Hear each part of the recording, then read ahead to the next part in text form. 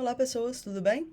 Meu nome é Carolina, eu sou doutoranda em Direito pela UFMG, também sou mestre em Direito e me graduei em Direito também na mesma faculdade. Eu sou orientanda de doutorado do professor Brunello, que me fez um convite para estar falando com vocês hoje, infelizmente ainda virtualmente, mas ainda temos que nos cuidar, a pandemia ainda não acabou. É, no meu doutorado, eu pesquiso a política de internação involuntária de usuários de crack e a sua relação com necropolítica. Só que no meu mestrado, eu fiz pesquisas em um tema bastante diferente. Eu pesquisei o status jurídico dos animais.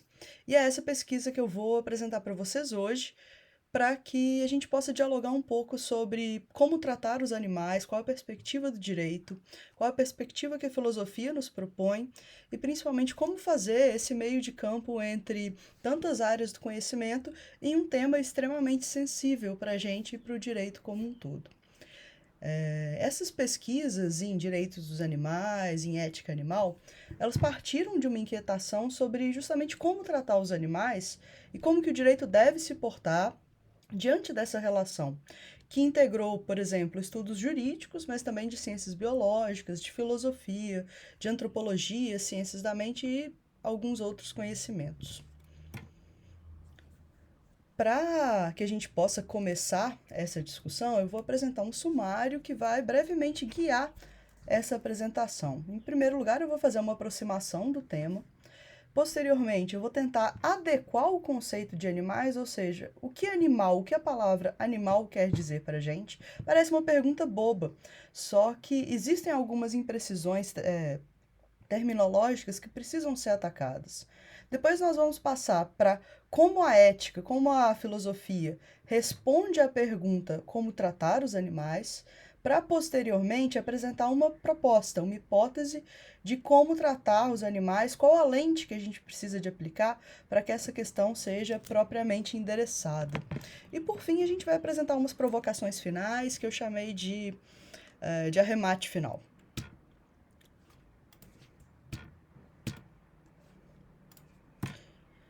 Eu vou iniciar essa discussão, então, com um caso apresentando uma discussão bastante polêmica que ocorreu em Belo Horizonte recentemente, que é a discussão sobre a proibição do uso das carroças por carroceiros do município de BH.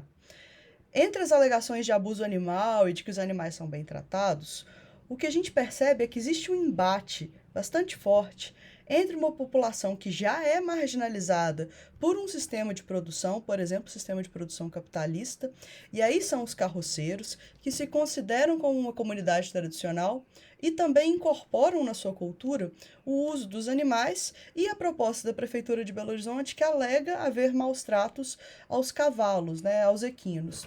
E aí, para exemplificar essa questão, eu trouxe uma frase bastante conhecida do Chico Mendes, que fala que ecologia sem luta de classes é jardinagem. O que ele está querendo dizer com isso? Que é impossível que a gente consiga apresentar propostas juridicamente válidas e principalmente justas se a gente considerar apenas um ponto da história. Se a gente considerar que diversos animais são utilizados de forma cruel, como, por exemplo, o abate para cerimônias religiosas, e aqui eu não estou falando de religiões de matrizes africanas, estou falando de uma celebração cristã como o Natal, em que existe o consumo de carne animal em exacerbação, por exemplo, com o consumo de aves como o peru.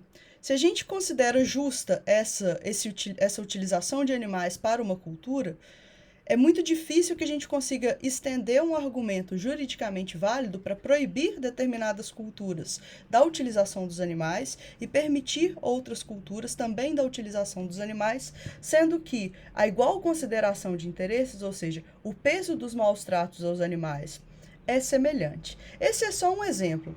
Poderia, né, aqui estar abordando a polêmica em torno do uso de animais em cerimônias religiosas e diversos outros campos, só para que a gente comece a discutir o quão complexa é a situação dos animais e como que o direito nos fornece atualmente respostas muito pouco suficientes para que a gente tenha critérios objetivos desse tratamento.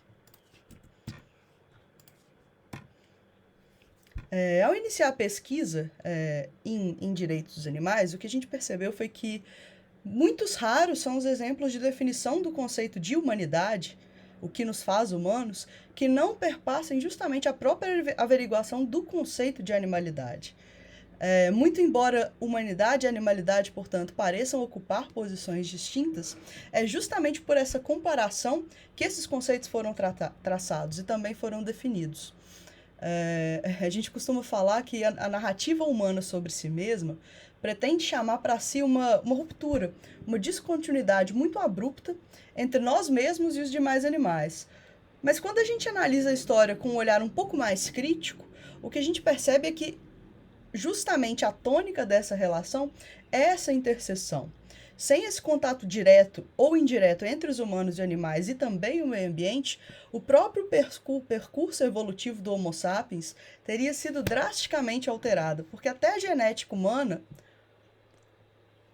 vai depender fortemente dessa interação.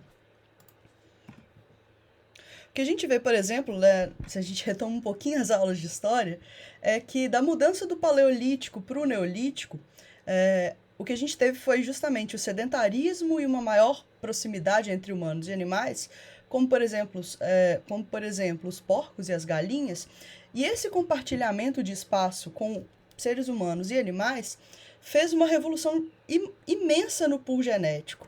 Isso significa que o que nós somos hoje, a nossa tolerância ou a nossa intolerância a alimentos, por exemplo, o leite, e diversas outras formas da nossa construção imunológica, dependeram estritamente do convívio com animais.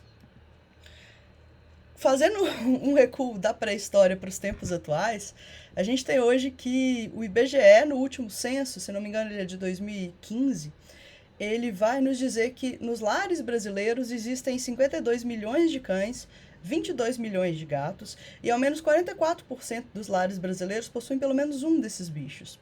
Isso faz com que a população total de animais domésticos, e aí envolve não somente cães e gatos, seja de aproximadamente 132 milhões.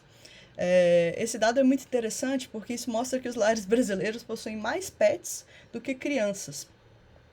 Isso sem contar os animais de rua, os animais errantes. Por sua vez, a economia gira só no mercado pet shop, hotelzinho, etc., 34,4 bilhões de reais, e isso corresponde a quase 0,5% do PIB.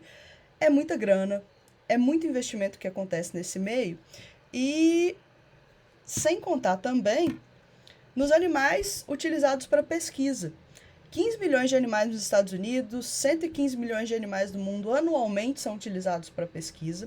No Brasil, 8 milhões de bovinos, somente bovinos, são abatidos a cada trimestre, somente nos abatedouros fiscalizados. Existem abatedouros que não são fiscalizados e um último censo aponta que eles são cerca de 50%. Ou seja, esse número pode ser duplicado facilmente, já que grande parte da produção de carne no Brasil vem de abatedouros não legalizados. O que eu quero apontar com isso? Dar conta do problema dos animais é uma relação extremamente complexa e, para isso, a gente precisa de respostas jurídicas que sejam adequadas.